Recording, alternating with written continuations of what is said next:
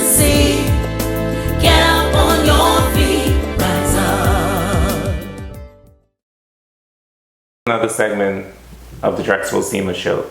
Today we continue our series on Where Are the Men in the Society. And today I have a special guest who's the technical director of the Turks and Caicos Islands Football Association, Dane Ritchie. And we're going to talk about, what they are doing with football here in the Turks and Caicos Islands. I think it's making a lot of difference here in this country. There are so many people, so many young people involved, different nationalities, different races, and I think it's great that this football association is doing what they're doing here in this country. And it could not be done without the support of Mr. Ritchie and his team. And so I thought it'd be best to invite Mr. Ritchie to my show to talk about it, what he does and the impact that it's having here on the community. So I want to welcome Mr. Ritchie to the show. Thank you. Thank you very much, Mr. Seymour. It's a pleasure to be here, sir. And thank you for inviting me here. Great. Now, for those who are watching, they want to know, let's tell the audience, the viewers, who are you? Who's Mr. Ritchie? Tell us about yourself. Well, I'm originally from Jamaica. I've been in Turks and Caicos since 2007. I got in coaching at the Turks and Caicos Islands Football Association in about 2010. Started with the grassroots. And then I got involved in terms of getting qualified as a coach. I did my first license in Cayman Islands in 2013. I was also involved in refereeing as well. Okay. Was a FIFA international assistant referee for a couple of years. I also went on to do, coaching education courses. So I'm actually qualified to deliver coaching courses. Before being appointed as technical director, I was also the head of coaching education in Turks and Caicos. Okay. So I've been appointed as the technical director since January 2022, and that is where I am at now. Well, thank you for the contribution that you're making to the country. You've been there for quite a while, so I'm happy to hear that. Now, I have three of my boys attending, participate in the football association, and they really look forward to that. One of my boys, he go every day except Sundays, middle child, and then the twins, they go on, I think 3 days a week, Monday, Wednesdays, and Saturdays. Mm-hmm. Tell us about the different groups, the age group, the different programs that the association has. Okay, so we do what we call a grassroots program, which actually takes place on Mondays, Wednesdays, and Saturdays. And the age groups involved there would be under 6, under 8, under 10, and under 12s. And it's co-ed, meaning both boys and girls participate in each group. At the national level, we have under 14 boys, we have under 15 girls at the moment, and we also have an under 17 boys group, as well as the senior teams, men and women. Okay, so those are the focus that we have at the moment. Mm-hmm. We also have a beach soccer team that actually takes part in beach soccer tournaments, qualifiers coming up for them actually next year. Okay. Now we're also looking to delve into futsal a little bit more, as we recently... What's that? Futsal is a hard-court version of football. It's 5v5. So we recently installed a court, so now we're going to be doing coaching courses, or more coaching courses, and get more games being played at that format of the game. Got it. Now, do you have any idea how many individuals are involved? How many? In each program? Right, overall, do you have any? On average, I think we have about 40 or more, 40 to 50 kids involved at each age group in the grassroots program.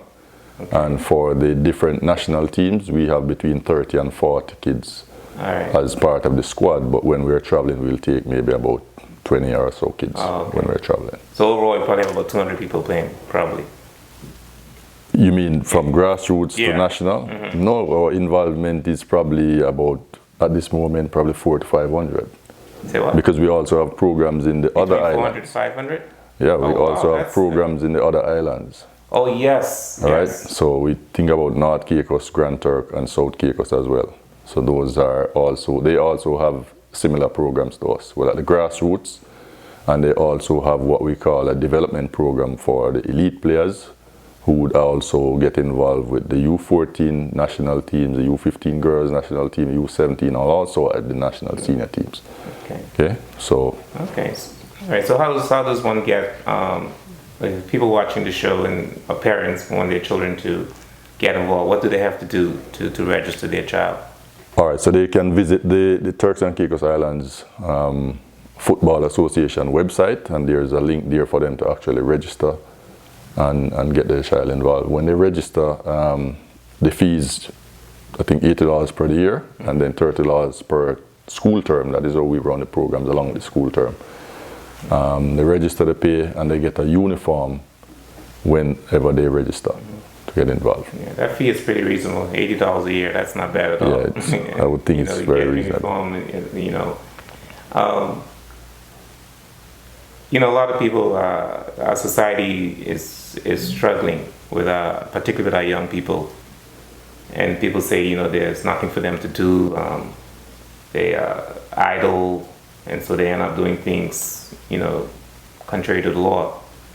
What impact, have you seen as a result of the Football Association training these young people? What are you seeing? I can tell you it's only positive, because once a child gets involved, and because of our program structure, discipline, and what we expect from them, their behavior, at least when we have them, is maybe different from what they would normally do outside of the program.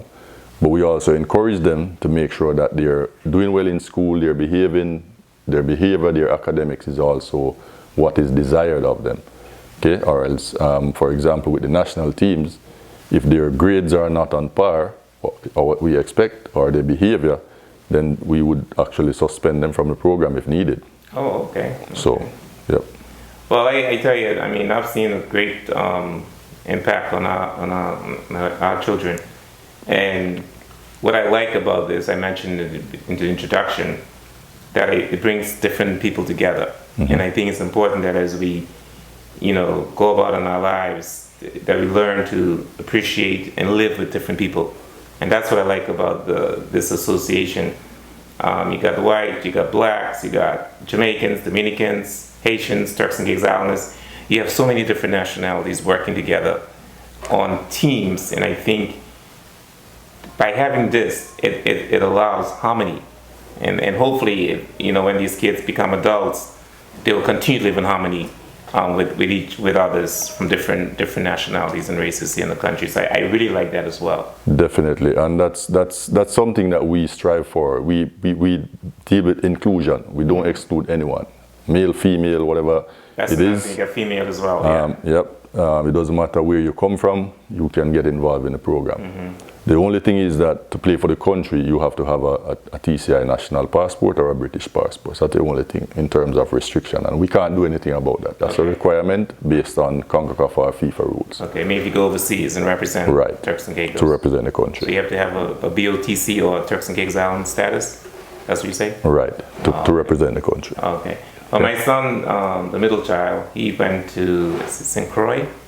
Mm-hmm. St. Croix, and that was a great experience. That was his first time traveling abroad, playing. Well, he just joined about, I think, a year or two ago, and it was a great experience for him. How often do they have overseas matches? All right, so it depends on how we're preparing or what we're preparing for. Then we'll determine, whether we need to go overseas and get some practice, or we also have where we bring in teams to come and play against us, right? So for the national junior teams, under 14 boys, under 15 girls, under 17 boys, we create as many opportunities for them to get international exposure. It's a requirement for us, and we also want to help them in terms of their development as international players who will eventually move towards playing with the national teams, whether the women or the men's.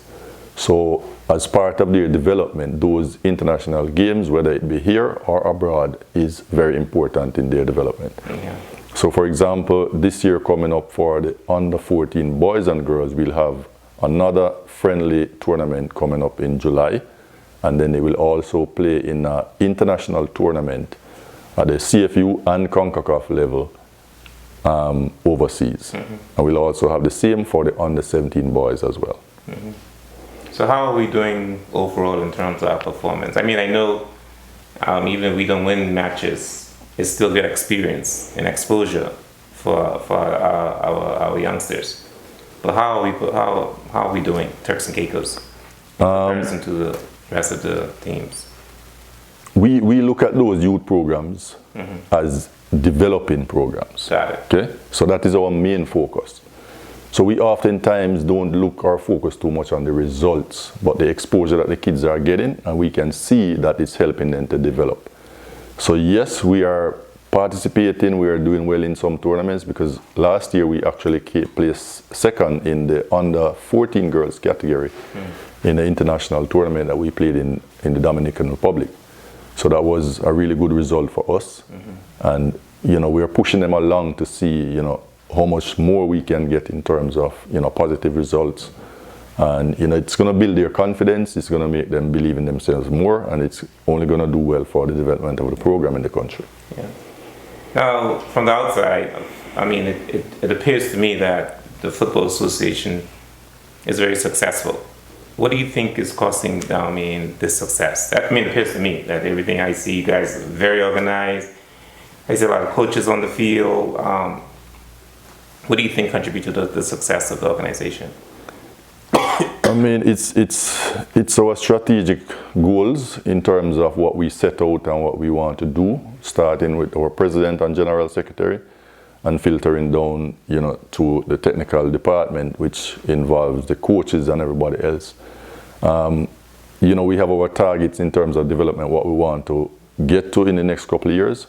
So that is what we use to guide us in terms of our structure, our programs, how we organize ourselves. And it's a teamwork, it's a team effort that makes all of what we do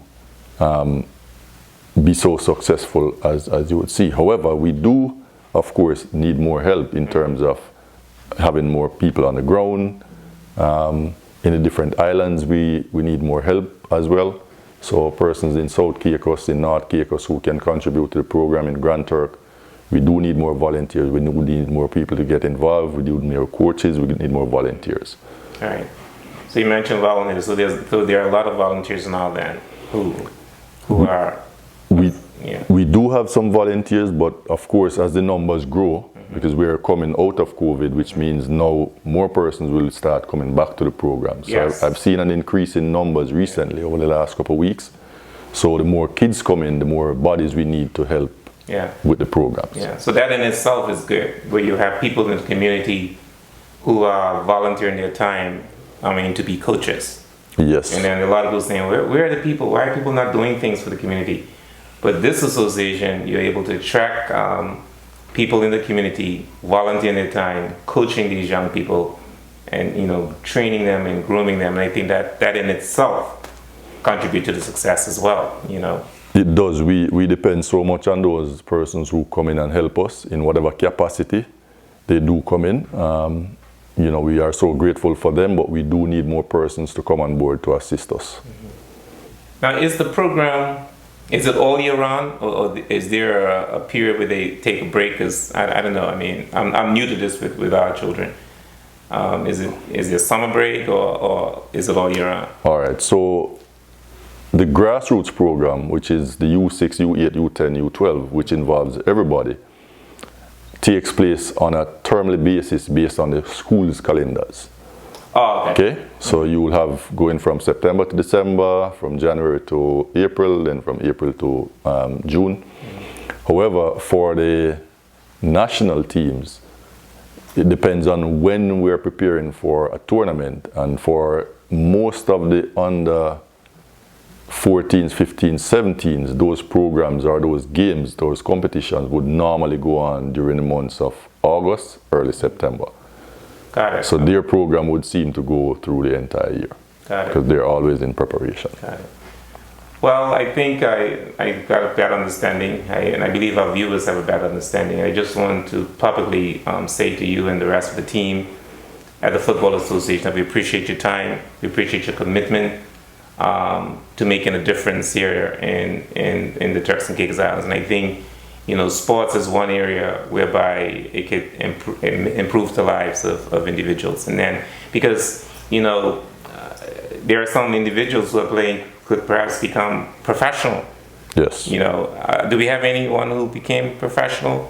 So off the top of my head now, we have actually Billy Forbes, who is in the US, and we also Billy have Forbes. Marco Felenos, who is in Taiwan, playing professionally. Okay. So those are the two standout for us. But we also would love to get more players playing at a higher level, for example, in colleges, whether it be in the US, UK, or wherever the opportunities come. So that is something that we want to build on to get our players that level of exposure that will make them better, be able to compete at the international level. Yeah, that's a good idea. I mean, because sometimes you don't want people just to discontinue once they finish high school. You want to encourage them, because as I said, it could be their career path. Could be, right. Yeah. And there's also, even if you don't end up being a player, there's so many different areas in the sport that you can get involved in coaching, in administration, in refereeing. That's true. There's a whole lot of opportunities in terms of the football. That's true too. That's a good point. Yeah, sometimes you just focus on actually being a professional player. But, yeah. Right, because the reality of that is that not many players all over the globe, the percentage is less than a 0.5% that do make it to the professional level. And there's a lot of competition out there. Exactly. There's a lot of people who want to be players. And so you're competing with, so they're going to select the best of the best. Correct. You're absolutely right. Mr. Ritchie, is there anything else that you think we should cover that we haven't covered? Or? I just want to say, that we do have a program that we are trying to get as many kids involved as possible. Okay. To get them occupied. Mm-hmm. Show them that there's opportunities out there for them. It can be an opportunity to get an education. Mm-hmm. So if you're good enough to get a college degree from a scholarship, then that's an opportunity for you as a player. If you can't, then maybe you can get involved in some other area of football. However, we would like the support of the community itself to, get more involved in what we're doing. We spoke about the volunteers we need. We do need coaches, and if the coaches are available and give up their time, we are there to train them. We give them as much support as possible so they can grow in the program. I did the same when I came here, so I got involved, as I said to you before, in 2010. And through what was facilitated by the FA, I managed to move all the way up to now be the technical director. Yes. So opportunities are there. Even if you don't make it as a professional player, there are other avenues that you can get involved in. So parents, the community, businesses, please look at what we're doing. Yeah. If you can sponsor as well, we do need sponsors to come on board to support our programs. We have a couple of sponsors, but we do need more because the programs that we run are oftentimes very expensive, especially when we do have to have a tournament that involves, for example, the other islands. Mm-hmm. So we do have, like, for example, now going on the 40s under 17 Elite League, which happens on a Saturday. Mm-hmm. And some days on a Monday, depends on the holiday, so we have it coming up this Monday. So through 40 sponsorship, we're able to bring players in from Grand Turks, South Caicos, North Caicos, and they can get involved in programs like that. That is awesome. So without the sponsors themselves, then things like that won't happen. Mm-hmm. Digicel, for example, will sponsor us as well in terms of different parts of it. Mm-hmm. And all the different sponsors that I didn't mention. But thank you guys for your support with the programs. Thank you. Right. Yeah. Now, and also, I mean, we need to say that these programs are after school. Correct. Yeah, they're not during the day. It's after school. So our programs normally start at 4 p.m. and we'll normally go up for the junior groups up to about 6:30. Okay.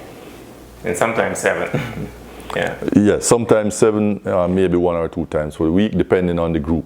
Right. Right, but most of them will finish at 6:30. Yeah. Do you have any, I think we've come to the end of our conversation, so I'll invite you to say some closing remarks. Just thank you for having me. Thank you for giving me the opportunity to speak about what we're doing at the TCIFA. It's always good to have, that sort of exposure out there, getting people to know what is happening. Just encouraging persons to take up the opportunity, send the kids out.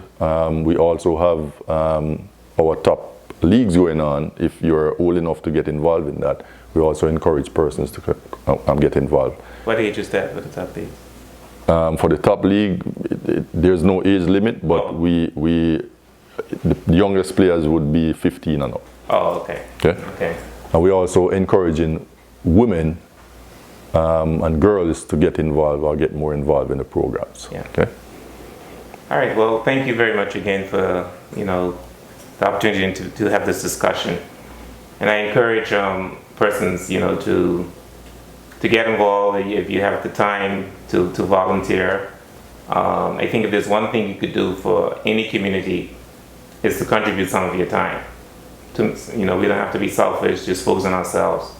And I really want to thank those sponsors and those volunteers who are making this association a success. And I encourage parents. I know we complain a lot about our children. There's nothing for them to do, but this right here is something for your kids to do. Enroll them. It's probably too late for this because school is almost over, but enroll them in this program. You'll be very satisfied. As I mentioned, my boys go there. They enroll in it. And what I like about it, I think it brings us together as a country, and that's one thing that we lack. We're so divided. But if we could start with our young people learning how to live with each other, and then they become adults, they maintain that attitude, I think our place will be a better place. And I mean, we don't need to be divided over race and color, And I think sports will bring us together. Sports will keep them occupied, and it could make them be a professional as well, whatever route they choose. But there is an opportunity for you. So there are men out there, there are women out there who are working hard to make a difference in the lives of the community. And this is demonstrated right here through the Turks and Caicos Football Association. So thanks again. Thank you for watching the Drexel Seaman Show. Rise up, rise up.